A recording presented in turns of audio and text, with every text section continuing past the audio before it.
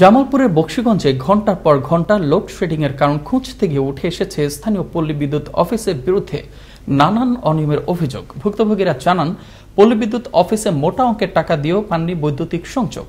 তবে এ সকল অভিযোগের বিষয়ে মুখে কুলু পেটেছে পল্লী বিদ্যুৎ। এলাকাবাসী চান সুষ্ঠু তদন্ত। জামালপুর থেকে মুমতাহিনা আসার প্রতিবেদনে থাকছে বিস্তারিত। জামালপুরে বকশীগঞ্জ পল্লী বিদ্যুৎ অফিসের বিরুদ্ধে উঠেছে অনিয়ম, অব্যবস্থাপনা ও দুর্নীতির অভিযোগ। টাকা ছাড়া মেলে না কোনো বৈদ্যুতিক সংযোগ। একটি রাইস মিলে বিদ্যুৎ সংযোগের কথা বলে বিদ্যুৎ অফিসের ইলেকট্রিশিয়ান হাতিয়ে নেয় ১,৯২,০০০ টাকা। এমন অভিযোগ ভুক্তভোগীদের। এমনকি টাকা ফেরত চাইলে উল্টো হুমকি দেওয়ারও অভিযোগ রয়েছে বিদ্যুৎ অফিসের স্টাফদের বিরুদ্ধে।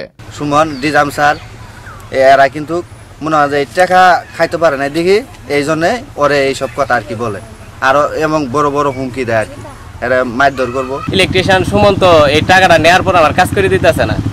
ইলেকট্রিশিয়ান সুমন নাকি বলে যায় বিভিন্ন ধরনের হুমকি দামকি দেয়।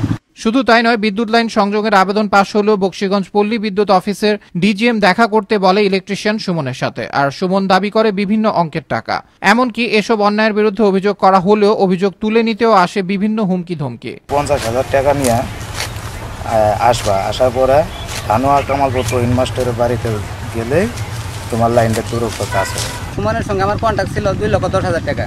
তার মধ্যে সে আমার কাছে টাকা নেয় ১,৯২,০০০ টাকা। ৯২,০০০ টাকা নেওয়ার পরে সে আমারে সেজের কথা কয়ে সে আমার লাইন করে দেয় রাইস মিলের। এ সকল অভিযোগের পরিপ্রেক্ষিতে কথা হয় ইলেকট্রিশিয়ান সুমনের সাথে। বড় ধরনের এক চক্র, যেটা আমাকে অনেকবার হুমকিও দিছে। কারোর সাথে দুর্নীতি করিনি, দুর্নীতি কোনো কথা এখানে আসেনি। আর হাসানে যে বলছে যে আমি ওনার কাছে টাকা চেয়েছি, এটা পুরোপুরি মিথ্যা।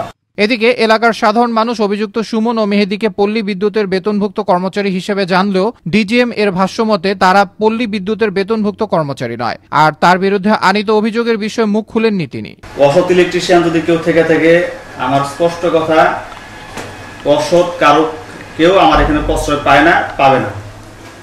আপনারা ইলেকট্রিশিয়ানের দ্বারস্থ হবেন না। এখন অনলাইন সিস্টেমে আবেদন হয়ে গেছে, আপনারা অনলাইনে আবেদন করুন।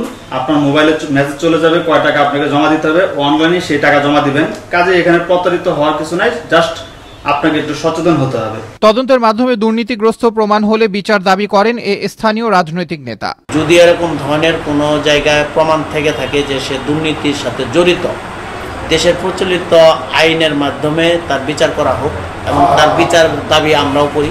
বকশীগঞ্জে ঘণ্টার পর ঘণ্টা লোডশেডিং এর কারণ উদ্ঘাটন করতে গিয়েই এমন অনিয়মের অভিযোগ উঠে আসে। এ সকল অভিযোগ তদন্ত করে ব্যবস্থা নিবে সংশ্লিষ্ট কর্তৃপক্ষ, এমনটাই বিশ্বাস জামালপুরের বকশীগঞ্জবাসীর।